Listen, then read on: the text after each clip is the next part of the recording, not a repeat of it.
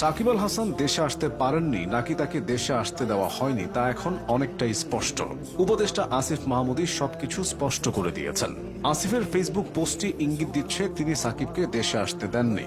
দেশের জার্সি গায়ে না জড়াতে পারার আক্ষেপ নিয়ে সাকিব লিখেছেন, ফিরবো হয়তো কোনোদিন আপন মাতৃভূমিতে, ভালোবাসি বাংলাদেশ। তাই আসিফ মাহমুদকে নিয়ে বেশ সমালোচনাও হচ্ছে। অবশ্য সমালোচনার জিনিসটা তার জন্য নতুন কিছু না। উপদেষ্টা হিসেবে 1.5 বছরে আসিফ মাহমুদ যেন বিতর্কের পাহাড় জমিয়েছেন। তার বিরুদ্ধে চাঁদাবাজির অভিযোগ আছে।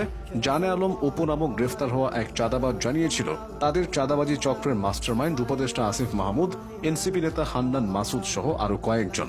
এছাড়া হেলিকপ্টারের সফর থেকে শুরু, এরপর এপিএস এর দুর্নীতি, বিমানবন্দরে ম্যাগাজিন উদ্ধার এবং বাবার ঠিকাদারি লাইসেন্স এবং স্থানীয় প্রভাব বিস্তার, অভিযোগের পাহাড় নিয়ে তিনি ক্ষমতায় বসে আছেন। তাকে ঘিরে প্রথম বড়সড় বিতর্কের সৃষ্টি হয় 2024 সালের ডিসেম্বরে। সে সময় তিনি হেলিকপ্টারে করে উত্তরবঙ্গ সফর করেছিলেন। অভিযোগ ওঠে মাত্র 6 দিনে তিনি 28 বার হেলিকপ্টারে চড়েছেন, যা অতিরিক্ত ব্যয়বহুল এবং জনসেবামূলক কাজের ক্ষেত্রে অপ্রয়োজনীয়।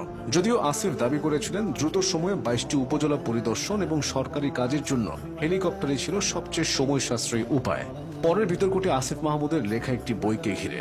2025 সালের মার্চে প্রকাশিত হয় আসিফের জুলাই জন্মভূমি অথবা বইটি। এই বইতে গণ অভ্যুত্থানের বেশ কিছু ঘটনাকে ভিন্নভাবে উপস্থাপন করা হয়েছিল বলে অভিযোগ ওঠে। বইটির একটি অংশে শেখ হাসিনার পতনের পর বিএনপির ভারপ্রাপ্ত চেয়ারম্যান তারেক রহমানের সঙ্গে ছাত্র প্রতিনিধিদের বৈঠকের বর্ণনা নিয়েও বিতর্ক হয়েছিল। এরপর সাবেক এপিএস মোয়াজ্জেম হোসেনের দুর্নীতির কারণে আসিফ মাহমুদ সমালোচিত হন। 2024 সালের এপ্রিলে মোয়াজ্জেম হোসেনের